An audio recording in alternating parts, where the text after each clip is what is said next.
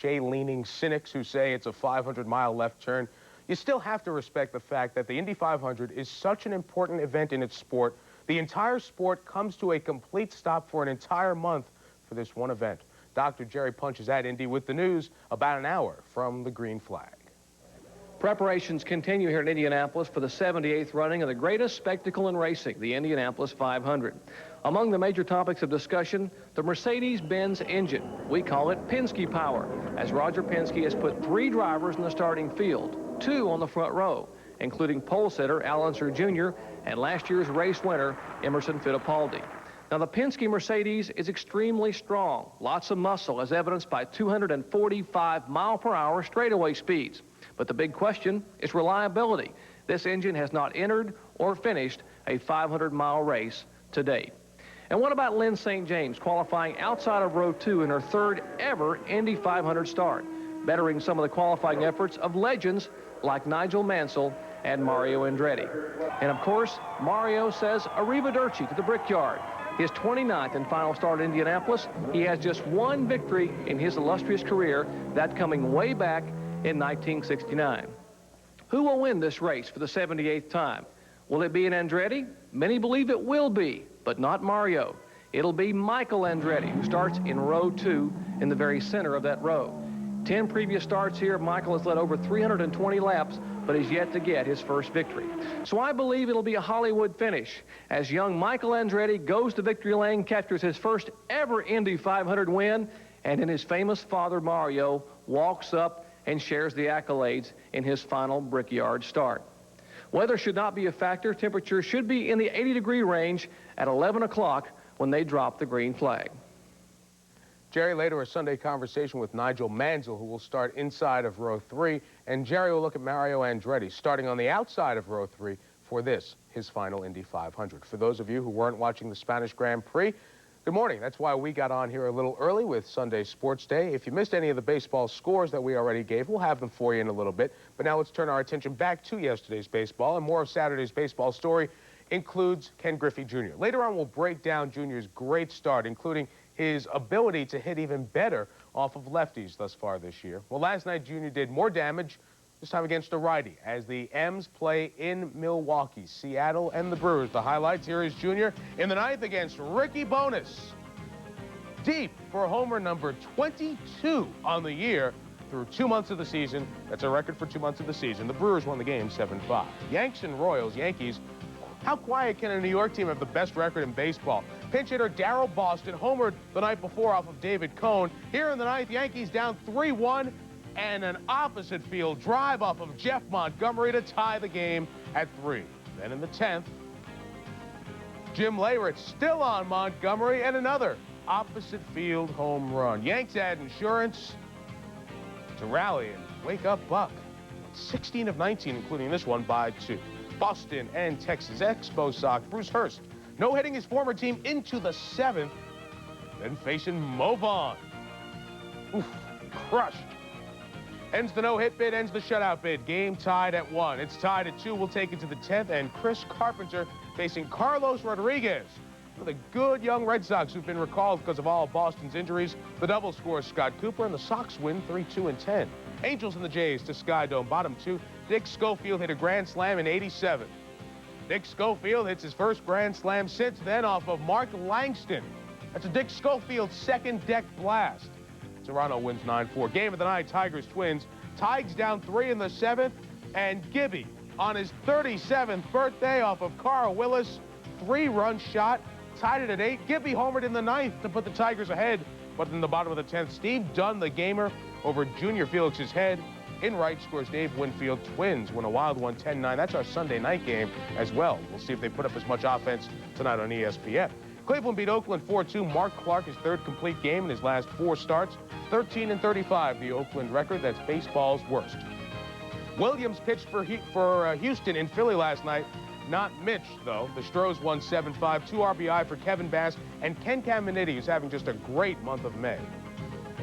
The Florida Marlins did win, but lost Gary Sheffield back on the DL because of his shoulder, and Brian Harvey tried to warm up, but again experienced tightness in his elbow. Maybe a decision on him today.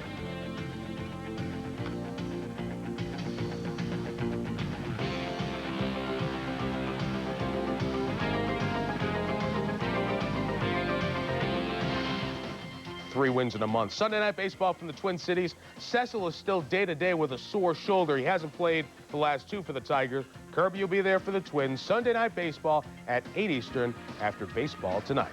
Well, baseball plays a prominent part as we review the week that was. A hard-to-believe high school game. What's the next stop for Straw?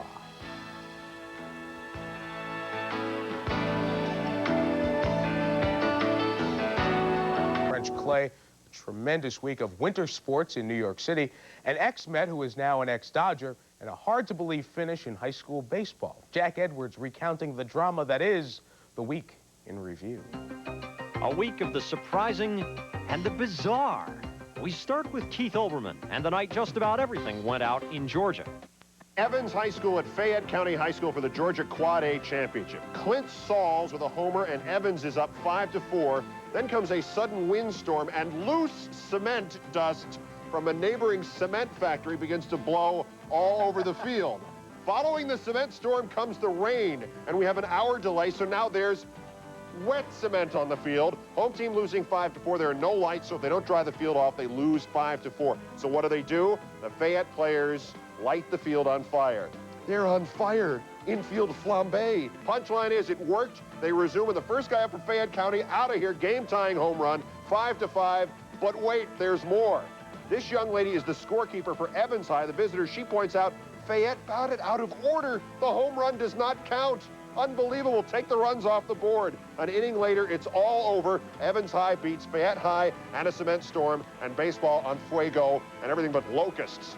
From flaming diamonds to fire and ice and a wild week in the NHL. After guaranteeing a win, New York's Mark Messier netted a natural hat trick in the third period of Game 6. When I got back to the hotel room and heard it on ESPN that night watching the Toronto game, I said, oh no, what'd I say? The Rangers then returned home and won Game 7 in a double overtime thriller. Into the far corner. Matteau swoops in to intercept. Matteau behind the net. Swings it in front. He's down! Matteau! Matteau! Matteau!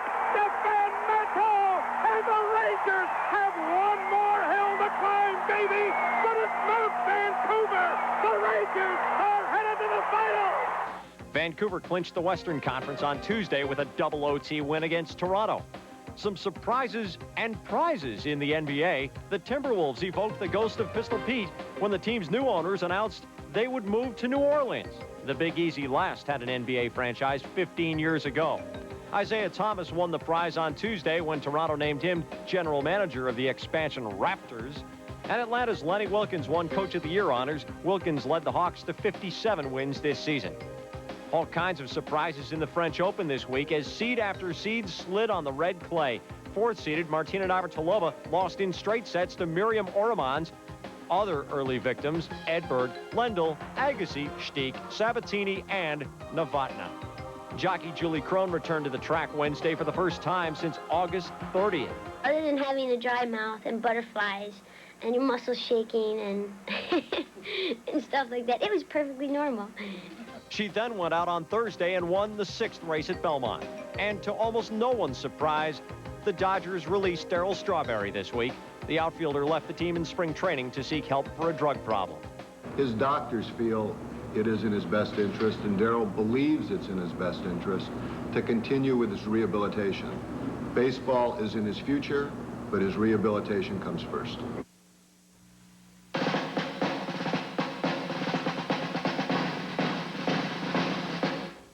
Darryl Strawberry clearly is damaged goods, but he could turn into precious goods again. If you ran a big league team, would you take a chance on him? Would you sign Darryl Strawberry? That's the subject of our face-off today between Bob Ryan of the Boston Globe and Tony Kornheiser of the Washington Post, and Kornheiser leads off.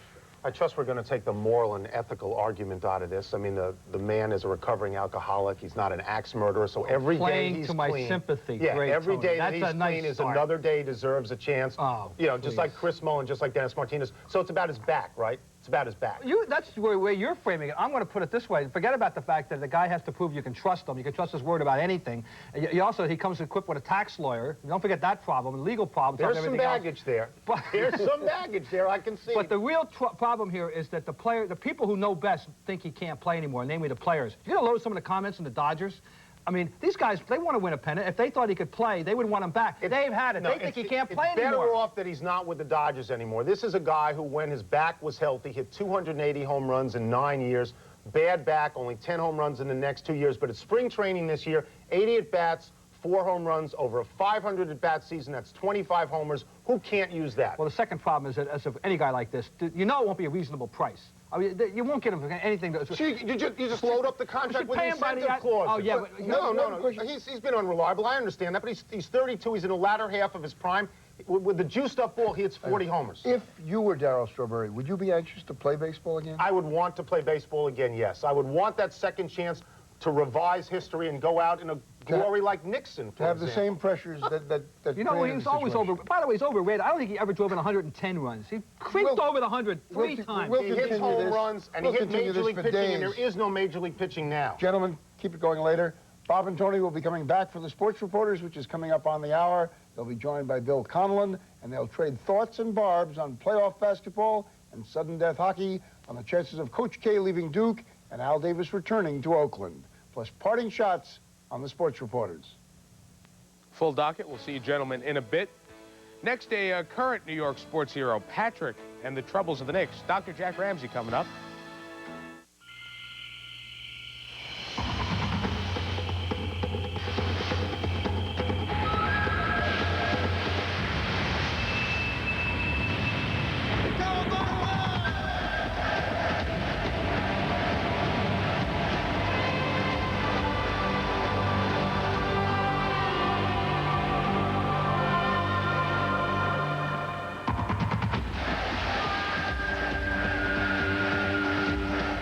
You guys obviously have time in your hands. You ever thought about why Duracell batteries last so long? It's the great color. It's the copper color. It's beautiful. You mean just the sheer aesthetics of it? Yeah, absolutely. Yeah. It could be a large amount of research and development. Duracell. No other battery lasts longer. People think hockey players are dumb. Not true. For example, we know that Lord Stanley donated the Stanley Cup in 1892, the same year Columbus discovered America. That's right.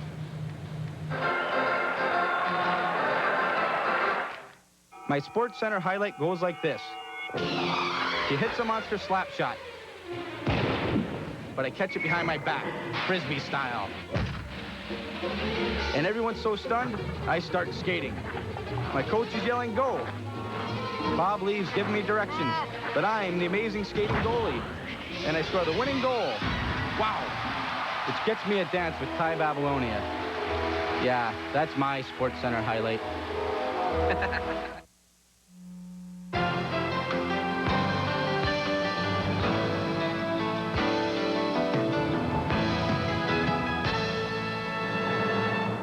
If you will, the Pacers played Knicks-style basketball yesterday, and the defensive mindset shut down Patrick Ewing, shut off the Knicks' first and second half offense. Now has Indiana one win from tying the Eastern Finals. Andrea Kramer is covering the Eastern Finals in Indy.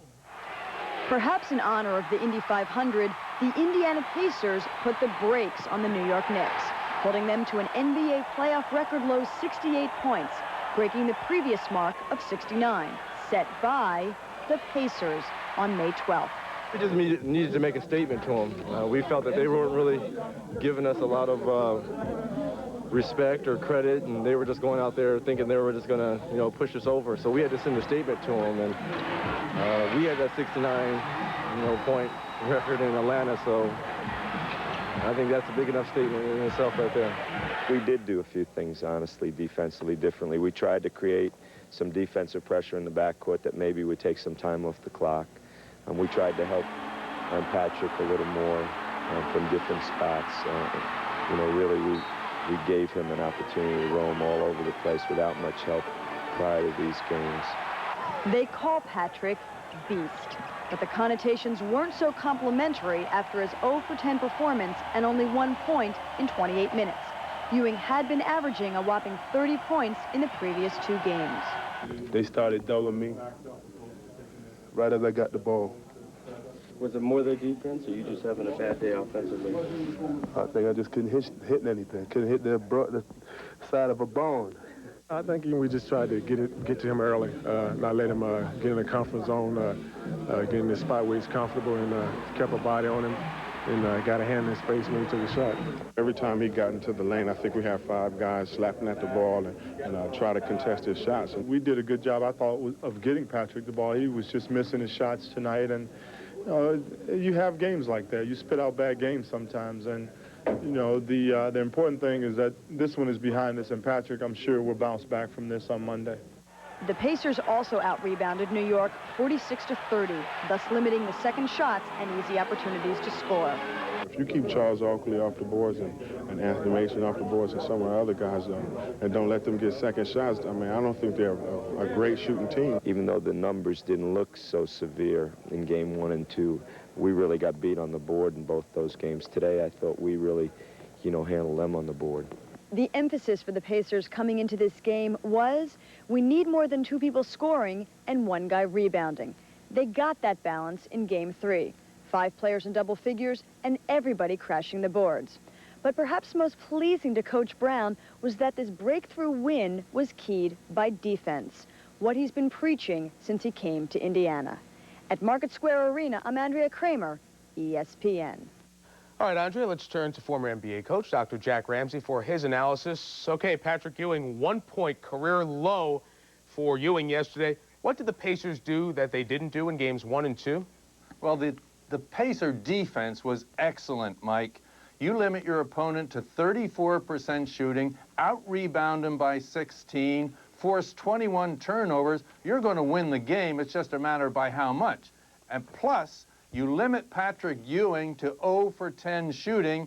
How does that happen? First, you deny him position. The master of that is Bill Cartwright. And we go back to a game in the Chicago series, upper left-hand corner. There's Ewing going to get a ball. There, forcing him out. Forcing him out. That's game 1 now in New York, where Ewing gets what he wants. Now, Pacer game yesterday, Ewing fighting for shots. These are not the positions Ewing wants to get the ball. He wants to get it in the paint on the left side if at all possible. He seldom got it there at all yesterday, and when he did, a cluster of Pacer defenders made it hard for him to get his shot.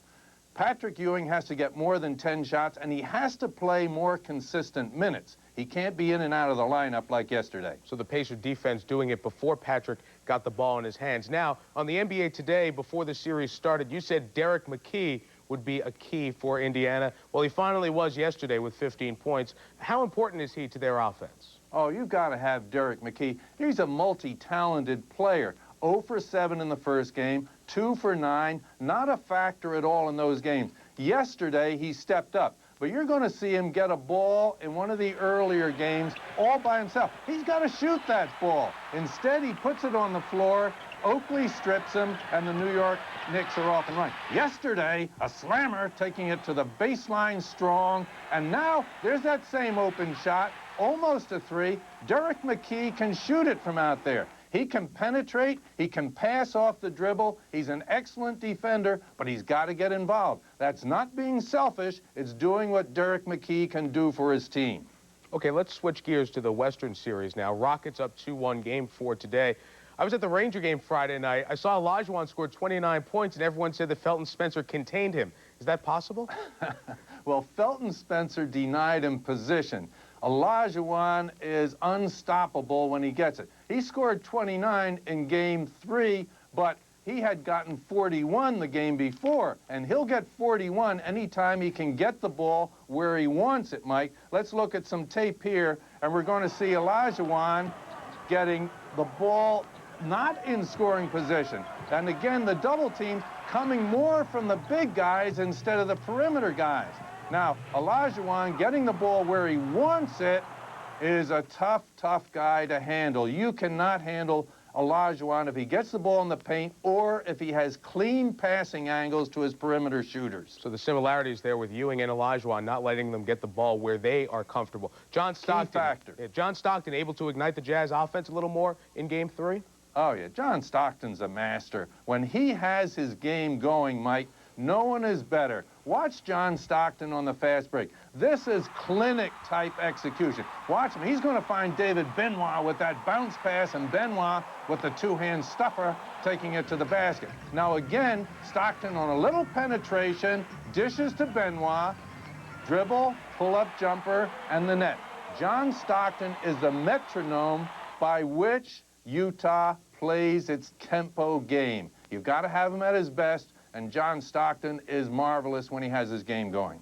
All right, Dr. Jack, don't go too far. We'll ask you about someone who's joined you in the ex-coach, now broadcaster fraternity in a little bit. Also ahead, as we continue here on Sunday Sports Day, we'll look at Junior. Ken Griffey passed his dad, and Mickey Mantle with a couple of swings this week. We'll relive that.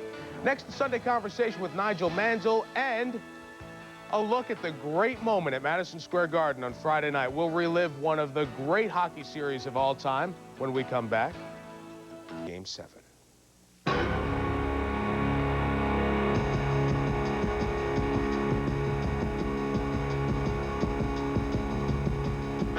Brodeur has been pulled. On the draw. Messier reaching. Dumped it behind the net. Vukovic trying to clear. Stepping up driver. Weimer is on him. Center. Not. Levier. Shots on pocket. They score! The Devils have tied the game with 7.7 seconds left. People are in shock. They're in shock. They were ready to celebrate. The Ranger fans here at the Garden, not yet. The New Jersey Devils have tied it. We go to overtime. Riche got it out. 12-1 break. Holding's on the near side. Running right side. McKenna Bobby Holding side by Morocco. There you see Vukovic, the defenseman. Pollard shot. Save Brodeur. Vukovic to the red line and in. Guys who didn't play a lot first 3 periods, like McTavish back out in front. Shot. Saved by Brodeur. Brian Newman on a puck that bounced out into the slot. Went in alone on Martin Brodeur, who made the save. Back. Vukovic the shot. Brodeur the save. Great shot. Blocked by the defenseman. Held in near side. Kovalev shot. Save. Rebound shot. Brodeur on Mark Messier. Brought in by Niedermeyer. The Devils step on. Riche. Save. Rebound. It's loose side of the net. Right now, the players are having a hard time finding the puck. Step on Matteau's got it. Matteau's center taking it. They score! They score! The Rangers have won the game! You know, we got teams got things in perspective. The fans have waited a long time to get back to the show, but the team knows what's at stake. This is a heck of a step to get to the Stanley Cup to where we want to be, but it's only another step to get there. Matteau around the net. Matteau puts it. Score! Score! The Rangers win! The Rangers win! They're going to the finals! Matteau behind the net. Swings it in front. He scores! Matteau! Matteau! Matteau! Defend Matteau! And the Rangers have one more hell to climb, baby! But it's not Vancouver! The Rangers are headed to the finals! There were Ranger fans yelling to Mark Messier, "Don't carry that trophy around. We want the other one." We'll see if those Ranger fans do get it. Game 1, Rangers-Canucks, all 7 games of the final, live on ESPN. Our coverage starts at 7:30 Eastern. Face-off is just after 8. As we continue the Sunday Conversation, Nigel Mansell talking of lost friend Ayrton Senna. Words can't express our feelings and condolences, and, he'll never, ever be forgotten. Here, #1 in tires. Plus, Cellular One. Clear across America.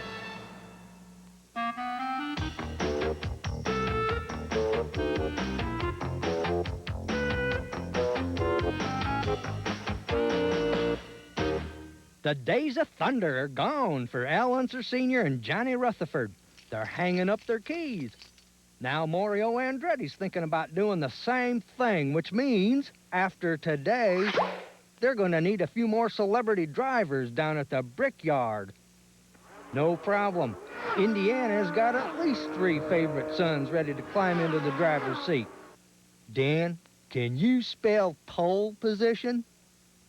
Another one just loves moving in the fast lane. In fact, he's lucky he still has his driver's license. And last but not least, This one's already in the pacer car. Yo, Reggie, don't forget the bug cover for your mouth. Gentlemen, start your engines. But somebody has to stop that annoying car noise at Market Square Arena. It's getting on my nerves. Last year, Nigel Mansell may have been driving the best car at the Indy 500. He led the race twice, but with 10 laps to go, his inexperience on the oval showed when the former Formula One champ whitewalled his good years. Mansell still finished third at Indy and won the overall season title. Today, Nigel looks to add Indy to his prestigious trophy case. Recently, Mansell sat down with the man who calls the 500, Paul Page. Onto the front stretch, fist in the air and checkered flag. 28 career Grand Prix wins for Nigel Mansell. And perhaps more importantly, 76 points in the World Championship. And there is the checkered flag for Nigel Mansell.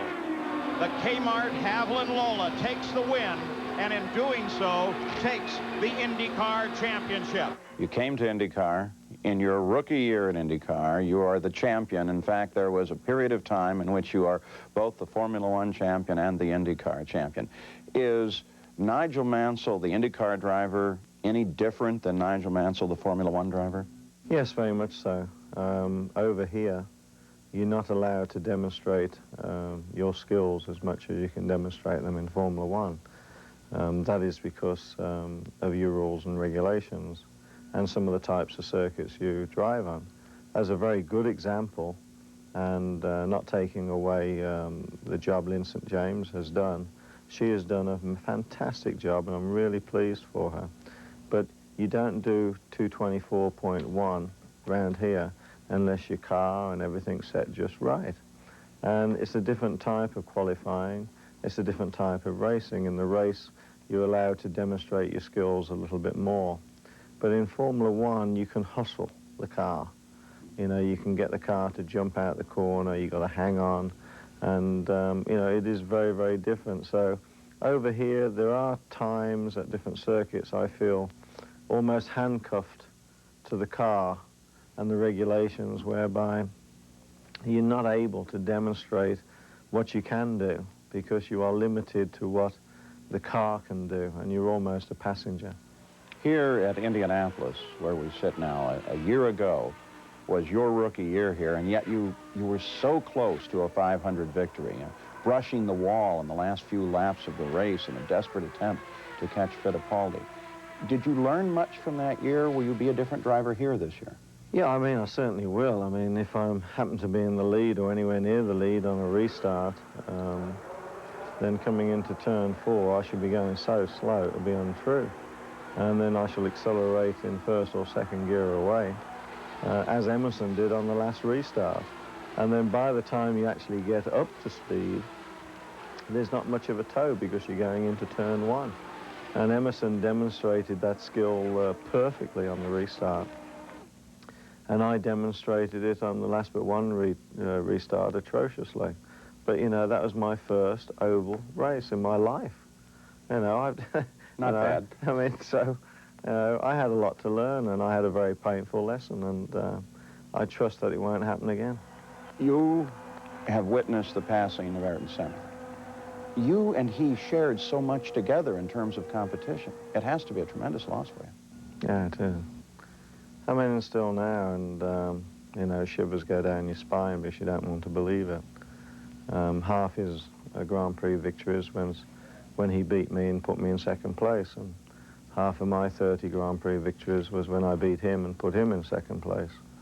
And, you know, we share the closest ever Formula One race in history together. Some of the jewels, which I don't need to mention because they're well catalogued. And, I mean, it's a sad loss, literally, to everybody. And as I said in the tribute in England, you know, to his family, his friends, his fans, you know, words can't express our feelings of condolences, and, you know, he'll never, ever be forgotten. Nigel's not the only one feeling the death of Senna among those at Indy. There are 4 Brazilians in this year's Indy 500 field, with Emerson Fittipaldi and Raul Boesel sitting on the front row. A little bit later, Mansell's Newman Haas teammate Mario Andretti will reflect on his final Indy 500, We'll also look at the Hall of Fame-like 2 months that have been put up thus far by the kid, Ken Griffey Jr. And next, a recently inducted Hall of Famer, Chuck Daly. What's the next place one of the better NBA coaches will land? We'll tell you. They speak it in England, France, and...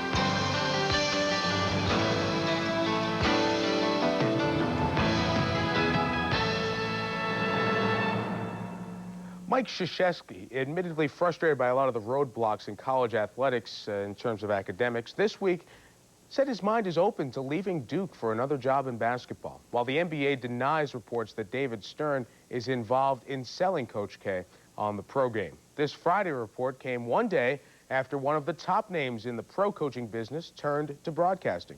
Chuck Daly, who won 2 titles with the Pistons, as Charlie Steiner tells us, is now leaving after 2 seasons with the Nets. Jimmy, stay out wide. Stay out wide. Don't get in. All Chuck Daly has ever done for the past 39 years is coach basketball. I'm a guy from a small town who loved the game, and I've had the good fortune to get lucky. I've worked at the game, but I felt I spent my whole life without working. But his players did, and they won much more often than they lost. In his 13 seasons in the NBA, Daly's teams won 60% of their games. When Daly inherited the Detroit Pistons in 1983, this was a team that had finished 12 games under 500 the previous season. But in his first year, the Pistons improved their record by 12 games and made the playoffs for the first time in 6 years. In Detroit, Daly made his mark and defined his legacy. I think a journeyman coach that, you know, got lucky with some players in Detroit and was fortunate enough to get the gold medal. I think that I worked at it. I liked the game. I had some success because of players, but nothing more than that. But it was much more than that. Back-to-back championships, establishing a hard-nosed, hardcore style for better or worse. These were Daly's bad boys. After 9 seasons in Detroit, Daly went from the bad boys to a bad situation, the swamplands of New Jersey. I think for Chuck, it was maybe not as much fun as winning the 2 championships in Detroit, but I think coming here to coach the Nets was a challenge for him, and he was good at it. He was good enough to lead a young, bickering group of Nets into the playoffs in each of his 2 seasons. Daly also coached the greatest basketball team in history, in Barcelona, in 1992. We didn't have to work with fundamentals, passing, shooting, but frankly, there was some structure to be handled and some delicacies to be handled. But you know, I've said all along, but in reality, it was a sorry-ass team. Coaching did it. You know, coaching prevailed again, right? This year, Chuck Daly was inducted into the Basketball Hall of Fame. And now Daly begins a full-time career in broadcasting.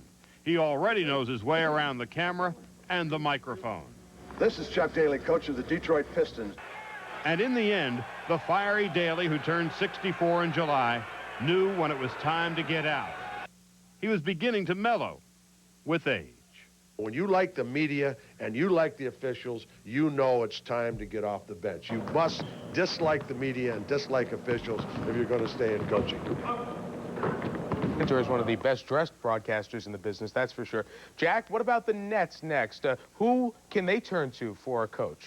Well, they have somebody on their staff, Mike, that I think is very well qualified in Paul Silas. Has already had head coaching experience, although that was not successful. I think he learned from it. And he's been assistant to 2 highly capable guys, Daly and Pat Riley. So Silas has great rapport with his players. It was he who got Derek Coleman to the weight room, and he who worked on Coleman with his jump shot, Chris Morris as well. I think that he would be an excellent replacement for Chuck Daly. Paul Silas would like to have the opportunity. Before the Chuck Daly story, we mentioned Coach K and those rumors about leaving Duke for the NBA. What do you think about that? I think it's going to happen. I think next year Coach K will be on the sideline for an NBA team. There are these factors. First, I think he'd like the challenge of NBA coaching. He's done it all at the college level. Secondly, I think there are strained relationships between Coach K and the administration at Duke. And thirdly, he can make himself financially secure for the rest of his life.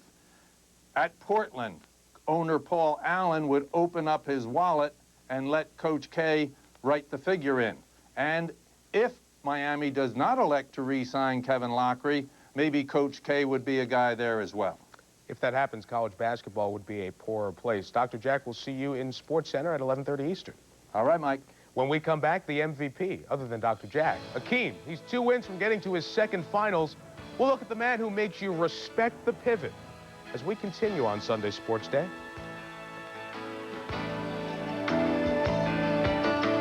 Why he's the MVP of the league, you need only see portions of Game 2 when Akeem blocked a shot on one end, finished the break with a dunk on the other. Now perched on Michael Jordan's best player in the league throne, Akeem is getting his due.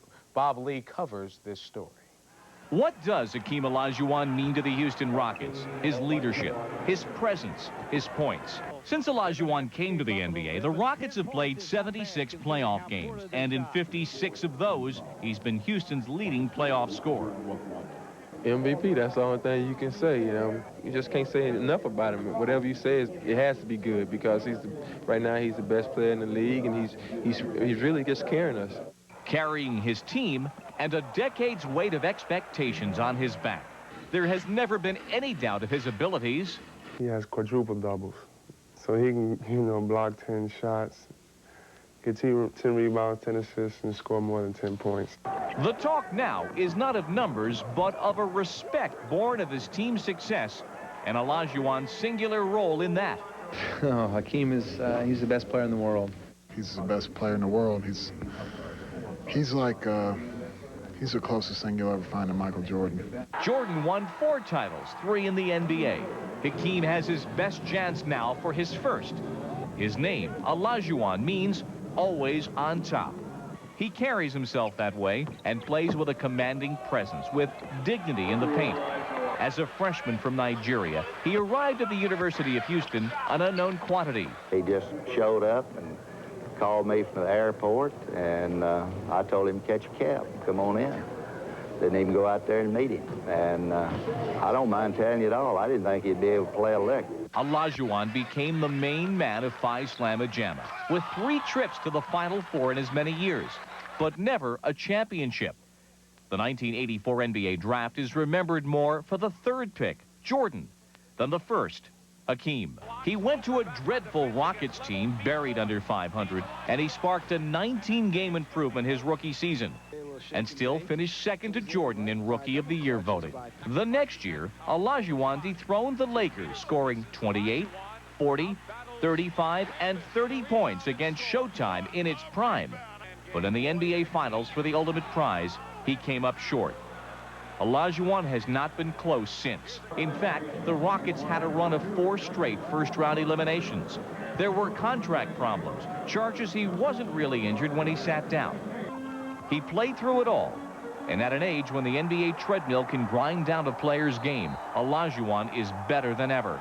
Akeem, the last 2 seasons, has played with a certain peace within himself. He's playing hard every night to an unbelievable level. The job that he does game after game after game is incredible. His signature baseline spin move is the closest to a sure thing in the league. Akeem Olajuwon has unguardable shots, and you just have to hope he missed them. He's able to get a shot off any kind of double team, any kind of rotation, and score.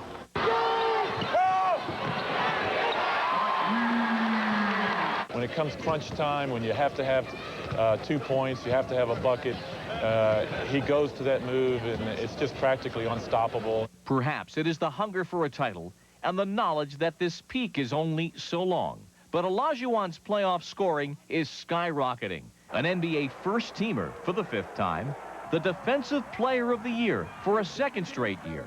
Akeem is now the NBA's most valuable player with 1 goal left. And this is the time of the year to set that straight.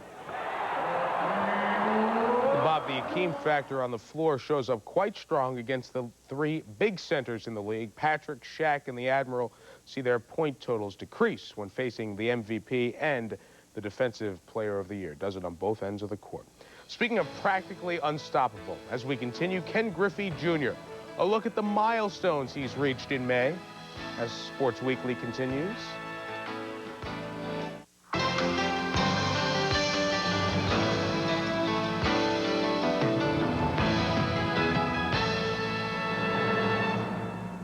So you think you had a tough weekend, huh? What about Mitch Williams returning to Philly for the first time 7 months after the Joe Carter homer?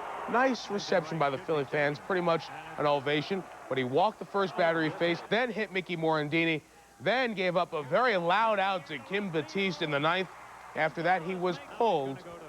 After the game, talked about it. I don't think they're going to keep me in that situation. That's fine. I mean, it's been one hell of a long year already. And this team has a chance to win, and I wish them luck. GM Bob Watson denies the reports that Mitch may be cut. Well, then there's the flip side. Guys who have been heating up thus far in May, seen their averages sprout with the May flowers. The hot men in the month of May. Linda Cohn chronicles the crew strolling around the park these days in the merry month of May. Do statistics whet your appetite? Do you hear tunes playing in your head? Then let's get cerebral and crunch some numbers in our effort to determine who's turned the corner from April to May. On the rise in the NL, Philly Lenny Dykstra. He batted .226 in April. His 400-plus clip this month now has him within spitting distance of the NL leaders. He also leads the league in runs scored. Also heating up in May, Giant slugger Barry Bonds. He's more than doubled his first month hit output. His RBI production also up twofold. A threefold increase in runs batted in from April to May? Well, that would be the province of Mets third baseman Bobby Bonilla. And the senior circuit's most improved hurler, Dodgers righty Pedro Estacio. His May ERA nearly 4 runs lower than April's 6.31. In the American League, New York first baseman Don Mattingly has turned it around. He's enjoyed a triple-digit rise in his batting average from April to May. But the biggest swing in the AL has been the Halos' Tim Salmons. He's batting at a 400 clip this month, while tripling his RBI total. And up on the hill, Minnesota's Pat Mahomes. He's sure enjoying the view. His 8-plus April ERA has been supplanted by a 2.25 number this month.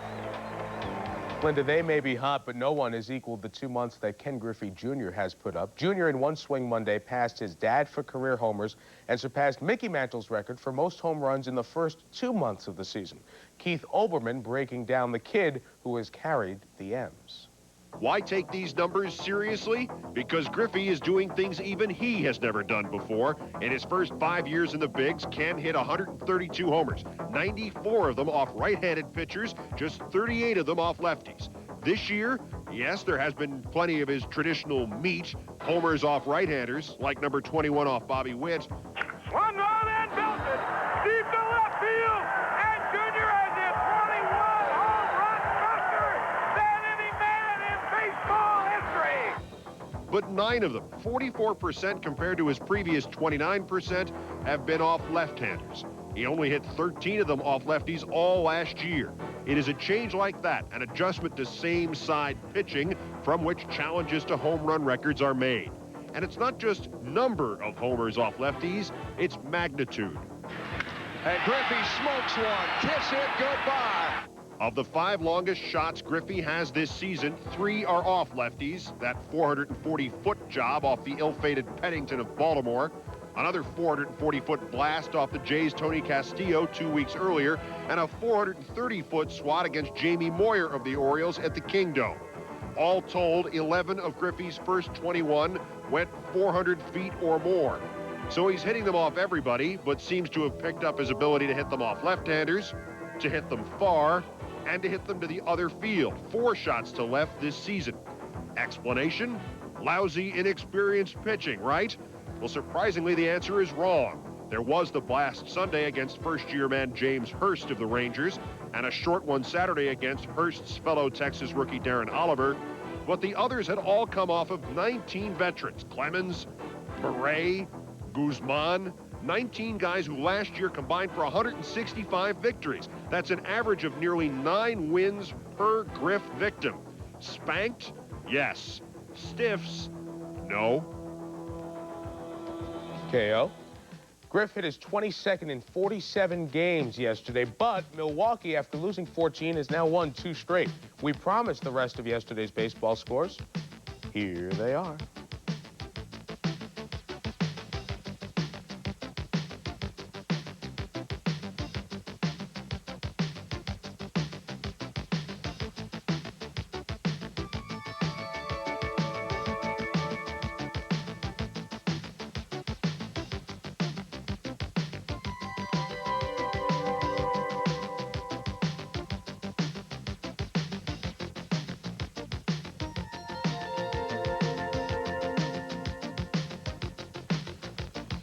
When we come back, a look at Mario, the man who has known frustration at the Brickyard, making his final start there in a few minutes. You don't think a car can change your attitude? Watch. Take this guy, give him a probe, lose the sweater. Sports Weekly is presented by Delta Airlines. You'll love the way we fly. Coming up at the bottom of the hour on SportsCenter, Reggie Miller's all trash-talking team. When I'm on the court, people tell you I'm sometimes, but that's how I play. Chris Mortensen with more NFL quarterbacks that may be on the move. And is this the year several long-standing baseball records are finally broken? Finally on Sports Weekly, the tale that we hear with the Cubs and the Red Sox. It's always something to get in the way of that elusive title. Mario Andretti fits in as well. With one Indy 500 win, he takes a final shot at a second today. Dr. Jerry Punch has more from Indy.